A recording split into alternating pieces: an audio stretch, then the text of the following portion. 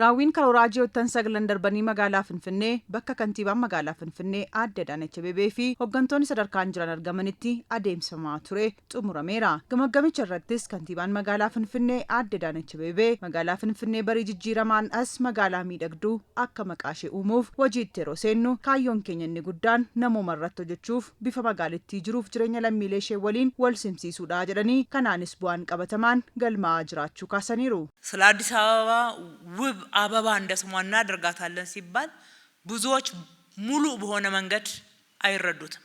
magaalaa Finfinnee akka maqaa ishee miidhagduu taasisna yeroo jennu namoonni hedduun sirnaan hin hubatan. Magariisa ibsaa daandirraa itti fakkaata.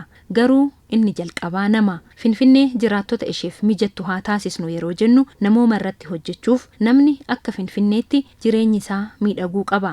Namnii fi magaalittiin waliin fakkaatan taanaan magaalittii miidhagsine jechuu hin dandeenyu. Kaayyoon keenyas namoomaaf dursa kennuudha.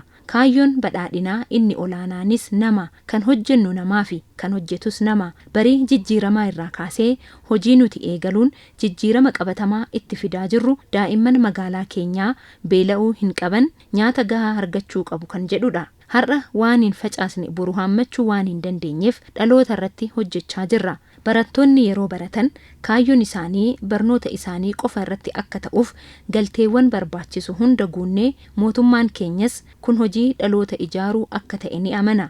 Maanguddoonni biyyaaf oolmaa oolan har'a dadhabanii nyaata dhabuun balfa keessaa nyaatan deeggaruuf dhiheenya kan eebbifamu waliin giddugala soorataa 30 banuun abbootii qabeenyaa hirmaachisuun guyyaatti yoo xiqqaate nyaata qulqulluu fi ho'aa akka argatan taasisaa jirra. Aadde Adaanech bifa badaa magaalaa Finfinnee madaallee waggoottaniif magaalittiin qabdu jijjiiruun magaalaa miidhagduu uumuuf dandeenyeerra. Kanaanis beekamtii fi badhaasa nuti sadarkaa addunyaatti arganne agarsiistuudha jedhan. የከተማችንን ጎስቋላ ገጽታዎች መቀየር ነው። bifa badaa magaalaa keenyaa jijjiiruu magaalaa Finfinnee jijjiiramaan dura bifa isheen qabdu keessattuu naannawa bifa badaa qabu jedhamanii qorannoon adda bahan 74 turan kun gabaasa mootummaa osoo hin taane qorannoon kan bira gahamedha. Waggoottan 5 keessatti gara 44tti gadi buusuu dandeenyeerra. Manneen isaanii kan dhaabbatan pilaastikaa fi kanneen biroon turan. Osoo nuti hin diigne ta'eeyyuu diigamuun isaanii hin hafu ture.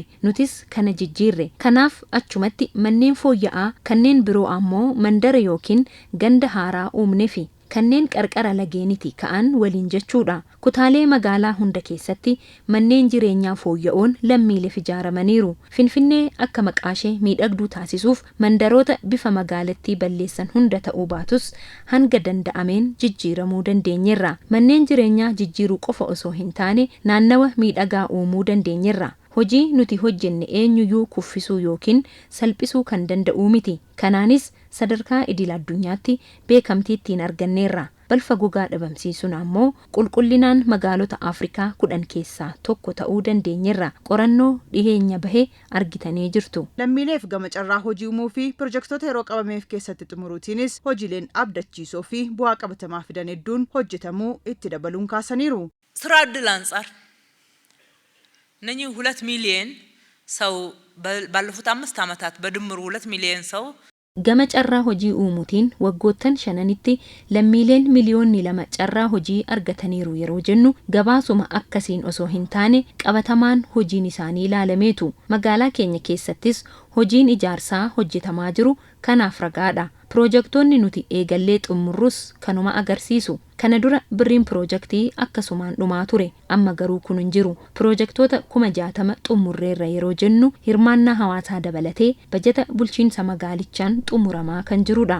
Magaalittii magaalaa hawwattuu fi fayyaan lammiilee ishee eegame taasisuuf hojii hojjetameen akkasumas magaalaa turizimii fayyaa taasisuuf imallee galamees karaa milkaa'ateen itti fufee jiraachuus Aadde Adaanech dubbataniiru.